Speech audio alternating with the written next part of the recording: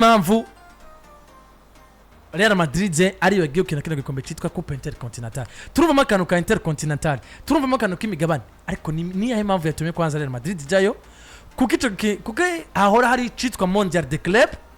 Uno mwaka tuzi kizokina muri 2025 ikanakina no muri formation y'imigwi hafi 32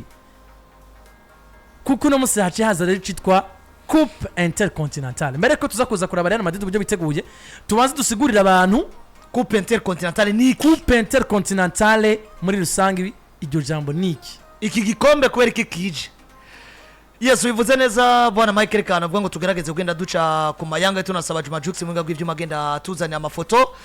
Coupe Intercontinental birumvikana yuko ni gikombe cabayo mu mwaka wa 1960 gitangura novuga ngo gihuza umugwi mwiza ku mugabane wa Buraya canke se mu ishami ry'umupira w'amaguru ku mugabane wa Buraya UEFA ndetse no mugwi mwiza ku mugabane wa Afrika nako Amerika y'Amajepfo ahitwa CONMEBOL. Birumvikana ko mu gihugu cy'amajana 1960 niho catangura ariko catunganje kuva mu gihugu cy'amajana 1960 kugeza mwaka w'ibihumbi 2004. Nababwiye ko ni gikombe cyashobora kuba kigenda gihuza umugwi mwiza ku mugabane wa Buraya cyangwa umugwi watwaye igikombe ku mugabane wa Buraya ndetse n'umugwi watwaye igikombe ku mugabane wa Amerika y'Amajepfo. Birumvikana ko n'amashami agera kuri 2 yatunganya kino gikombe, ndavuga UEFA ndetse na CONMEBOL. Birumvikana ko geza muno mwanya ni gikombe cari kimaze gukinwa inshuro zigera kuri 43. Birumvikana ko ibikombe 43 vya Coupe Intercontinental nivyo vyagiye biratwagwa n'imigwi igiye itandukanye. Birumvikana ko ni gikombe caba umwaka ku mwaka uko bukene uko bwije, ariko ni gikombe citabigwa n'imigwi igera kuri 2. Birumvikana ko abari umugwi watwaye igikombe cyo ku mugabane wa Buraya cha UEFA ndetse n'igihe no mugwi watwaye cyangwa se wabaye champion muri Federation y'umupira w'amaguru muri Amerika y'Epfo, ndavuga CONMEBOL. Equipe uno musi ifite ibikombe byinshi vya Coupe Intercontinental ni equipe ya AC Milan yo mu gihugu cy'Ubutaliyani ifite 3, ari equipe izwize ya Club National yo muri Ligue nayo ifite 3 ndetse na Peñarol yo muri Ligue nayo ifite 3. Real Madrid bari mu bagifise inshuro nyinshi kuko bagifise akagera kuri 3 ndetse kongera ko na equipe izwizina ya Boca Juniors muri Argentine igifise akagera kuri 3. Birumvikana ko mu migwi igera kuri 5 igifise kenshi gashoboka no kuvuga ngo 3 dusanga imigwi igera kuri 2 ariyo ku mugabane wa Buraya, mu gihe imigwi igera kuri 3 ariyo ku mugabane wa Amerika y'Amajepfo, harimo 2 yo mu gihugu kimwe, ndavuga Club National ndetse na Peñarol yo mu gihugu ca Irigo. Umukinya amaze gutsinda ibitsindo byinshi muri Coupe Intercontinental ni Arantes do Nascimento azwi izina rya Pele. Birumvikana ko yatsinze ibitsindo bigera ku ndwi abitsinda muri Coupe Intercontinental zigera kuri 2 zigurikirana 62 ndetse no 63. Ariko equipe maze kubikina kenshi gashoboka kino gikombe ni equipe izwi izina rya Associazione Calcio Milano, ndavuga AC Milan maze kuba igikina inshuro igera ku ndwi. Birumvikana ko nyuma yuko ari gikombe cagenda gihuza imigwi yabaye myiza ku migabane 2, ndavuga umugabane wa Buraya ndetse n'umugabane wa Amerika y'Amajepfo. Mu mwaka wa 2017 birumvikana yuko igikombe cyo cyahagaritswe kuba gikinirwa kuva mu mwaka wa 2005 kuduga, ariko mu mwaka wa 2017 muri FIFA cyangwa se mu cy'umupira w'amaguru ku isi baje kuba bandika bemeza ko imigwi yatwaye igikombe ca Intercontinental izofatwa nk'imigwi yabaye champion du monde cyangwa se yatwaye Coupe du Monde de Club. Birumvikana ko muri Coupe Intercontinental zigera kuri 5 nako zigera kuri 3 equipe ya Real Madrid ifise uno munsi okongera ko Mondial de Club zigera kuri 5 bafise, ukavuga ngo Madrid babaye equipe nziza ku isi inshuro zigera ku 8. Turaza kuba tugaruka no vuga ngo gato kuri forma kuko twabivuze ni forma yahuza imigwi igera kuri 2 ikaba ari ikina final, ariko guhera mu mwaka wa 1980 birumvikana yuko nyuma yuko iyo migwi 2 yashobora kuba ikina urukino rwo gutangura rwo gusubiriza, no kuvuga ngo umwe akakira urukino rwo gutangura uwundi akakira urukino rwo gusubiriza, ariko iyo novuga ngo utsinze urukino washobora kuba uronka amanota 2 mu gihe munganije ukaronka inota 1. Birumvikana yuko iyo nsinze mu rukino rwo gutangura nanje nkagutsinda mu rukino rwo gusubiriza twaba dufise twese amanota agera kuri 2 vyaca biba ngombwa ko habaho urukino rugira 3 kugira ngo bikunde habeho uzotwara kino gikombe yitwa yuko afise amanota menshi muri izo finale gusumba abandi. Ariko guhera mu mwaka wa 1980 bace baronka umufatanya bikorwa azwi ku izina rya Yokohama. Birumvikana yuko nishamwe ry'umupira nako nishiramwe risanzwe novuga ngo ryaremeye gufata mu mugongo rino iganwa, bica biba ngombwa ko iyo migwi 2 zo zirakina final izokina urukino rumwe bakarukinira ku kibuga novuga ngo iyo migwi igera kuri ibiri idasanzwe ikinira ko cyangwa itari mu gihugu iyo migwi isanzwe ivamo nico gituma mu 1980 kugeza mu 2001 ikibuga Stade Olympique de Tokyo nico cagiye kirakira novuga ngo iryo higanwa mu gihe guhera muri 2002 kugeza 2004 Yokohama International Stadium niho novuga ngo baje kuba abakinira runo rukino uno munsi novuga ngo tugiye muri kahise ka kino gikombe ca Coupe Intercontinental birumvikana yuko mu mwaka wa 1974 imigwi yo ku mugabane wa Buraya yaje kuba inenga cyane intunganye za rino higanwa biba ngombwa ko barungika equipe izwi izina rya Atletico Madrid itari yabaye equipe nziza ku mugabane wa Buraya tuvuye ngaho birumvikana ko turaza kuba twinjira mu migwi cyangwa se muri kahise k'imigwi maze kuba ikina kenshi novuga ngo rino higanwa hano birumvikana yuko muri kahise finale ya mbere yakinywe no mu guswi izina rya Peñarol bakina na equipe ya Real Madrid birumvikana ko equipe ya Real Madrid ico gihe mu rukino rwo gutangura bagize ubusa kubundi na Peñarol ariko urukino rwo gusubiriza Madrid itsinda Peñarol ibitsindo 5 kuri kimwe ivyo birumvikana yuko equipe ya Peñarol yari imwe muri equipe zari zikomeye cyane uno munsi novuga ngo tugerageje kuza novuga ngo tukaraba uko imigwi cyangwa se ibihugu byagiye biratwara no higanwa ukuntu bisumbasumbana biraza kuba bitwereka yuko neza na neza statistique cyangwa se ibiharo byerekana ngo igihugu ca Argentine nico gihugu gifise imigwi myinshi yatwaye kino gikombe ca Coupe Intercontinental kuko bagitwaye inshuro 9 ariko kandi banagitakaje inshuro 9 mu gihe igihugu c'Ubutaliyano bamaze ko batwara kino gikombe inshuro zigera kundwa ariko bagitakaje inshuro zigera kuri 5 mu gihe igihugu ca Brazil kugeza muri mwanya bakinye kino gikombe inshuro 11 bagitwara akagera kuri 6 bakibura akagera kuri 5 hano ndiko ndagenda mvuga navuga ngo imigwi n'ibihugu bigenda ivamo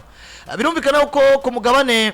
wa Amerika Amajepfo Irigwe bagikinya akagera ku 8 bagitwara akagera kuri 6 hano mbavuze imigwi yo muri Irigwe mu gihe muri Espagne bagikinya akagera kuri 4 nako akagera ku ndwi bagitwara akagera kuri 4 bakibura akagera kuri 3 birumvikana ko akagera kuri 4 imigwi yo muri Espagne yatwaye kino gikombe ni Real Madrid gifise akagera kuri 3 mu gihe ino equipe izina rya Atletico Madrid gifise rimwe ariko kandi FC Barcelona barakikinye kino gikombe baza kuba navuga ngo bagitakaza umugwi ufise igikombe byinshi twabivuze ni AC Milan ukongera ko Peñarol na Real Madrid ndetse na equipe izina rya Boca Junior ndetse ukongera ko na equipe izina rya Nacional birumvikana ko equipe ya Real Madrid Arwanda ibikombe bigera kuri 3 yatwaye batakaje ibikombe bigera kuri 2 ico 1956 nico mwaka wa 2000 mu gihe novuga ngo kugeza mu no mwanya ino equipe izwi ku izina rya FC Barcelona batari bake baba bashaka kugenda novuga ngo bamenya iyi equipe yakinye kino gikombe mu mwaka wa 1992 iza kuba itsindigwa muri finale birumvikana ko tugeranije mu mahiganwa nako mu mashamwe abiri y'umupira w'amaguru kwisi novuga ngo yagenda atunganya rino higanwa birumvikana ko hagati ya CONMEBOL na UEFA CONMEBOL kino gikombe bagitwaye 22 mu gihe ku ruhande rw'umugabane wa Buraya UEFA kino gikombe bagitwaye akagera ku nshuro 21 birumvikana ko hagati y'inshuro 43 cyatunganijwe CONMEBOL bagifise kenshi gusumba novuga ngo UEFA birumvikana ko Real Madrid bagatwara kino gikombe biraba bibaye inshuro ya 22 umugwi canke se ishamo ry'umupira w'amaguru ku mugabane wa Buraya batwaye kino gikombe baraza kuba bashikiriye umugabane wa Amerika y'Amajepfo nayo equipe izwi izina rya Pachuca ikagitwara birumvikana yuko umugabane wa Amerika baraza kuba bagitwaye ku nshuro ya 23 mu gihe ku ruhande rwa UEFA bazoba basigaye ku nshuro igera kuri 21 birumvikana ko kugeza mu mwanya ugiye kuraba abakinyi bagiye barababeza muri ayo mahiganwa birumvikana yuko mwaka wa 1980 niho novuga ngo witwa Walderman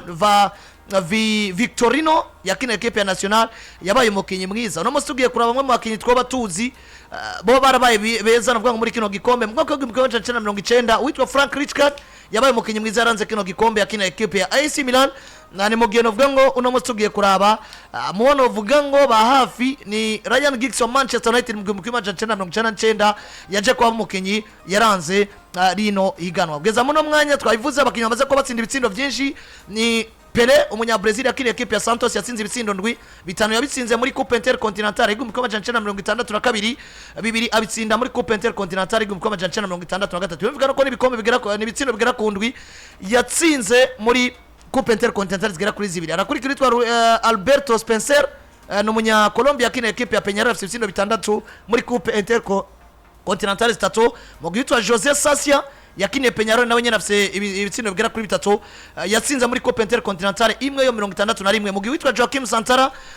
yakinira Benfica Lisbon nawe nyene afise ibitsindo bigera kuri 3 yabitsinze mu gikombe cya 1962 Pepe yakinira Santos n'umunya Brazil nawe nyene afise ibitsindo bigera kuri 3 yatsinze muri Copa Intercontinentale 262 ndetse no mu 63 mugwi witwa Sandro Mazzora yakiniye Inter do Milan afise ibitsindo bigera kuri 3 nawe nyene yatsinze muri Copa Intercontinentale 264 ndetse no 65 mugwi witwa Luis Artim yakina equipe izina rya Nacional yashoboye kuba nawe atsinda ibitsindo 3 yatsinze muri Copa Intercontinentale imwe y'umwaka w'igihumbi kimwe amajana 971 ubwo birumvikana yuko nyuma ya 2004 haje kuba habaho igikombe citwe Mondial de Club aho cyashobora kuba gihuza imigwi myiza ku migabane yose ngo imigwi yatwaye ibikombe vyo ku mugabane bisanzwe bivako niho twatangwe kubona Mondial de Club tuzakuba tubona umugwi uvuye ku mugabane wa Afrika umugwi uvuye ku mugabane wa Buraya umugwi uvuye ku mugabane wa Amerika Majepfo ndetse na Amerika Majaruguru tubona umugwi uvuye ku mugabane wa Asia n'umugwi uvuye ku mugabane wa Oceania bishobora kuba bihurira hamwe Coupe Intercontinentale ica iravaho hacabaho iciswe Mondial de Club birumvikana yuko nuko Coupe Intercontinentale yagira hindagura amazina nuko yatanguye kubaho nivyo bimwe mu vyagiye birayiranga niyo imwe mu migwi ifise bino bikombe inshuro nyinshi nuwo umwe mu bakinyi batsinze ibitsindo byinshi muri Coupe Intercontinentale kugeza muri no mwanya azwi kwizina rya Pele byinshi nibaza ko twashoboye kuba tugenda tubicamo mwakoze cyane kubana nawe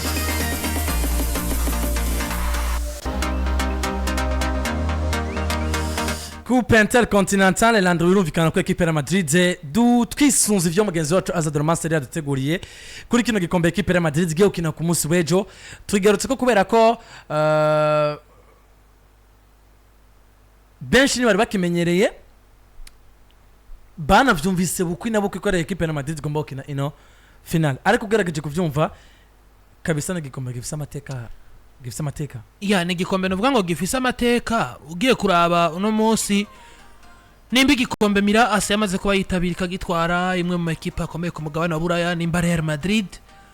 imaze kucitabira na ikagitwara imwe mu equipe nyine akomeye ku mugabane wa Buraya no navuga ko ari nayo ya mbere izo equipe zo muri za Boca Juniors zo muri Argentine na equipe makuru ku mugabane wa Nacional za Independiente izi za equipe za Peñarol na equipe akomeye ku mugabane wa Amerika y'Amajepfo nukuvuga ngo iki gikombe nimba cahozeho nticahozeho kwa kundi twumva ngo Mondial de Club uraza ugakina umunsi umwe ukumva ngo Barcelona yakorokiye muri demi-finale ngo Real Madrid yakorokiye muri demi-finale oya nivyo nubwo ugenda muri demi-finale mugabo urabizi ngo ndashobora kugenda nkasanga Boca Junior ibaze kugenda kuri finale ya Real Madrid dufate akarorero nk'iki gikombe ca Mondial de Club ukagenda kuri finale ugasanga ho TP Mazembe ugasanga ho Yanga uri Real Madrid ico si gikombe ugiye kunoba mugabo nimba uvuga uti je ndi Real Madrid mvuye muri Espagne ngiye gukina na Boca Junior ngiye gukina n'ize equipe za Peñarol na za Nacional utegerezwa kugenda uri bien concentré kandi kenshi rega bigaragara ko mu yarero twabivuze ku nshuro 43 cakinye inshuro 22 kiri muri Amerika y'Amajepfo inshuro 21 kiri ku mugabane wa Buraya kuvuga ngo iyi migwi yarabakubisira abagotsa ariko ikintu kimwe no babwira je n'ubundi iyi nshuro kigarutse muri sinabwo kigarutse muri forma itariyo mugabo kigarutse n'ubundi ibice 99 n'ibice 99 kwijana vyerekana ko Real Madrid igomba kugitwara inatsinze ibitsindo vyinshi umupira w'amaguru ufise novuga ngo realite zawo mugabo no munsi nimba kuri finale ari kumwe na equipe ya Pachuca iki ni cicaro ca mbere mu gihugu ca Mexique iri mu kibanza ca 16 nako ni mu 11 no kuvuga ngo no iyi sezo yabo no kuvuga ngo iyi sezo nshasha ntiratangura ariko baje kuba barangiza novuga ngo equipe ya Pachuca iri mu kibanza c'indwi irangiza sezo novuga ngo ifise amanota 29 wewe uri muri championnat y'igihugu ca Mexique uri mu kibanza c'indwi uje bageze kuri journée ya 17e jour bari mu kibanza c'indwi ku ndwi ya 17 muri muiganwa ryo muri Mexique bari mu kibanza ca 17 mu kibanza c'indwi n'amanota agera kuri 17 kuri journée novuga ngo ya 17 nyene mu gihugu ca Mexique ni première division yaho ubona yuko ugiye kuraba nahoze ndaba effectif yabo kandi bakubita effectif y'abakinyi batangura mu kibuga rimwe na rimwe novuga ngo ku ruhande rwa Pachuca uza gusanga umukinyi wa Pachuca wewe ushobora kubuzi n'umugabo yaciye novuga ngo erega uno munsi ugiye kuraba mbezga nibangaye tuja kuraba championnat mu gihugu ca Mexique uno munsi uzokumva abantu bakubwira za Tigre do Monterrey za Club America mugabo tuzimenya kenshi ari uko yaguze umukinyi yarazwi ku mugabane wa Buraya kumbure byose tuja kubiraba ibazo no munsi bafise umugabo witwa Salmon London ni nawe kizigenza wabo umugabo w'imyaka 35 no kuvuga ngo ugiye kuzungurutsa amaso muri effective yabo urarondera ahantu ho barumaze kumva n'izina ry'umukinyi ukabura bafise umunyegori yitwa Carlos no kuvuga ngo duhere ku mumenyereza wabo yitwa Guillermo Armada no munyayirigwe akina umukenyero w'abadagi 4-3-1 no kuvuga ngo ifise umunyegori yitwa Carlos Moreno ifise witwa Brian Gonzalez nko numero 3 ifise muri axe centrale umugabo yitwa Andre Micorta ifise no kuvuga ngo witwa Barreto ikagira mu numero 2 yitwa Rui Rodriguez hagati mu kibuga hari umugabo yitwa novuga ngo Pedro wo munya-Mexique nawe yitwa Pedro Pedraza no kuvuga ngo ari kumwe no witwa Elias Montiel imbere yabo ku numero 10 hari witwa Aran Bautista ku ruhande rw'uburyo hari witwa Gonzalez ku ruhande rw'ibamfa hari witwa Idrisi batahigwa na Rondon Salomon ugiye kumviriza rero effective yabo aho ngomba kugaruka ni hehe n'abakinyi batazwi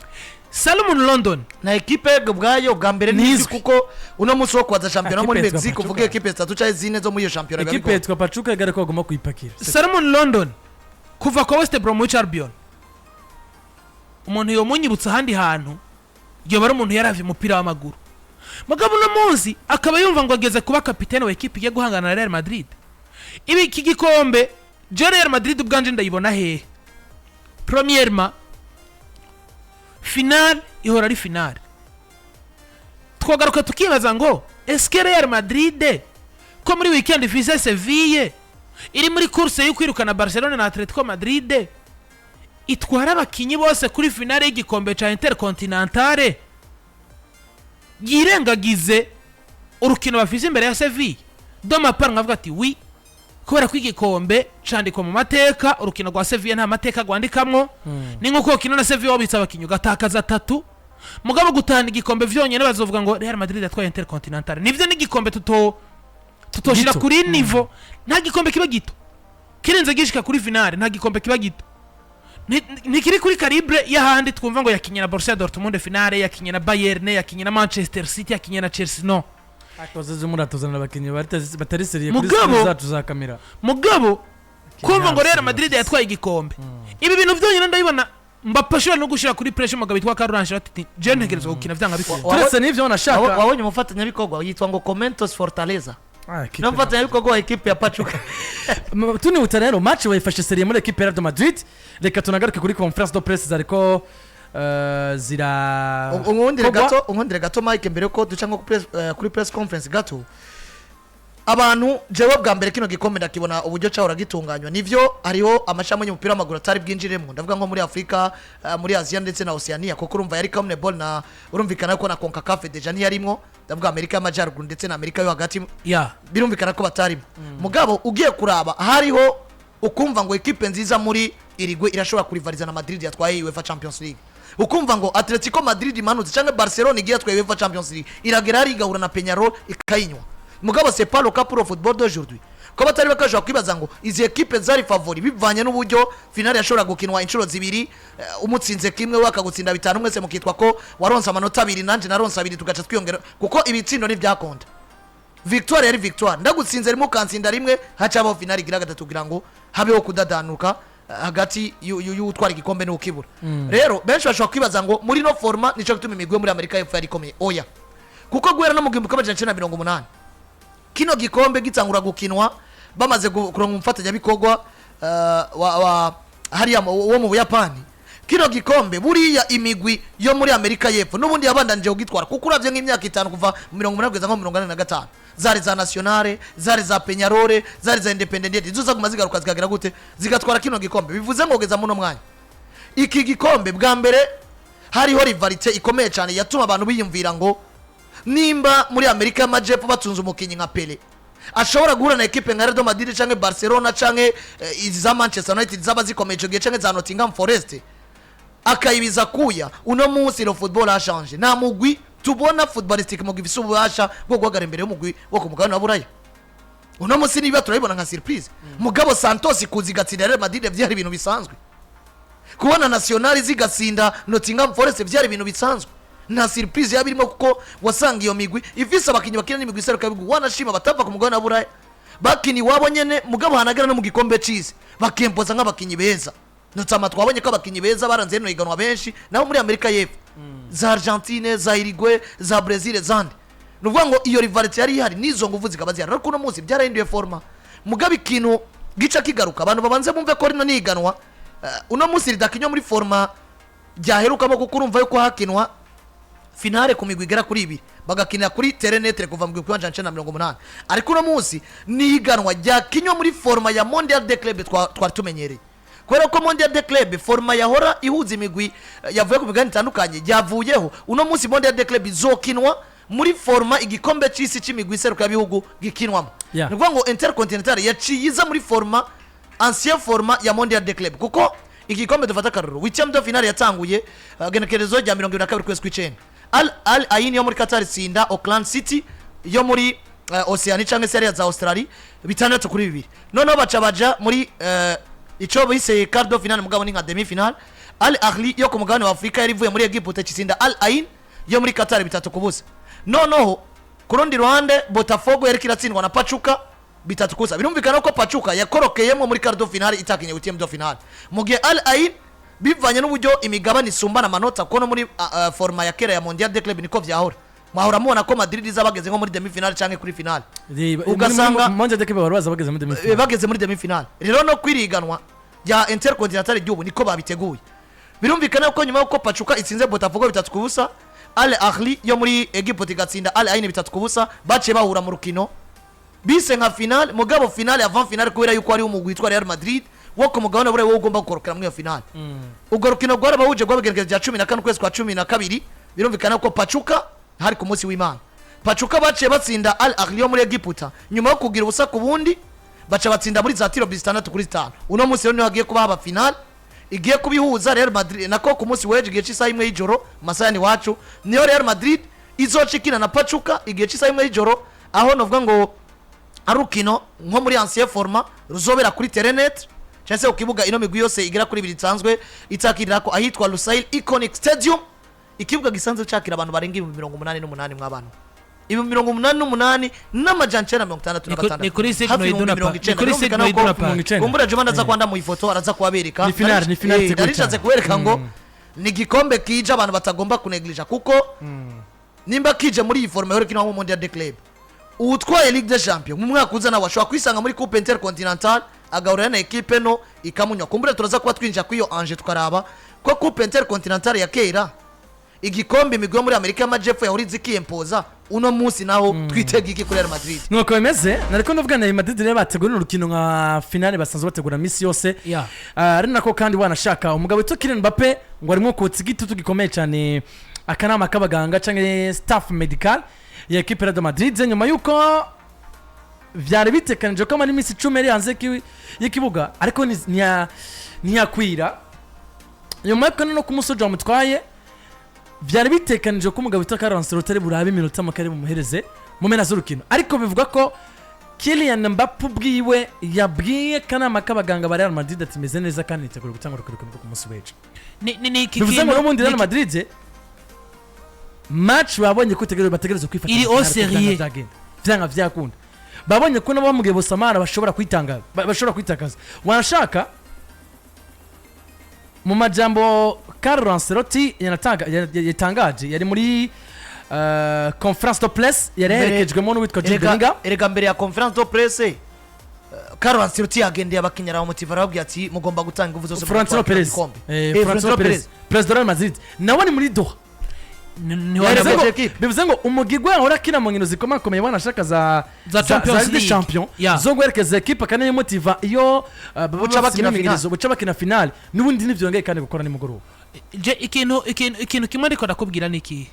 finale guma ari finale natangogira comparaison donc bafise Sevilla muri weekend equipe ya FC Sevilla bagomba kuyikura ko amanota 3 abatuma baguma muri course yo gusiganwa na Atletico Madrid yo gusiganwa na FC Barcelona. Hanyuma iyo match bakabifise ku munsi w'Imana ejo ku munsi wa gatatu bakabafise finale ya Coupe Intercontinentale na equipe ya Pachuca. Mbega Ancelotti a prioriza amanota 3 canka prioriza igikombe, vyose bibe priorite mugabo habe mu gisumbi kindi do mapa kimwe cyose mu mwanya wacu, kimwe cyose mu mwanya wacu. Urategura match ya dimanche uzi kubanza gukina finale ya Coupe Intercontinentale, niyo bagomba bakaca bayikina jeudi na Sevilla. Ntugomba gutegura Sevilla wirengagije igikombe, ntugomba kubungabunga Vinicius ngo wanse gukorera igikombe. Ntibisiguye ko gukina igikombe yogira ubuhe bwo tuma vunika tutine season. Mugabo iki gikombe kiza kwiyongera habitse 15 vya Champions League, kiza kwiyongera habitse 70 ingahe vya La Liga, kiza kwiyongera habitse 70 ingahe vya Mondial de Club. Jedo mapa korora squad yose ufise effective itangura mu kibuga, zana Mbappe, zana Rodrigo, zana kuko uno muzi twamaze ko twumva ngo meilleur buteur no munya Brazil w'umunwari Edson Arantes do Nascimento canke Peri. Nukuvuga ngo ako kantu konyene karamaze kugira ngo gatere pressure umugabo yitwa Vinicius Junior avuga ati ndagarutse ahantu munyamateka yitwa Peri w'umunya Brazil ari meilleur buteur mu bitsindo ndwi yatsinze mu match zibiri. Nukuvuga ngo mu myaka ibiri. Hanyuma jewe Vinicius Junior nk'umukinyi wa mbere mwiza ku isi no mwanya tuvugana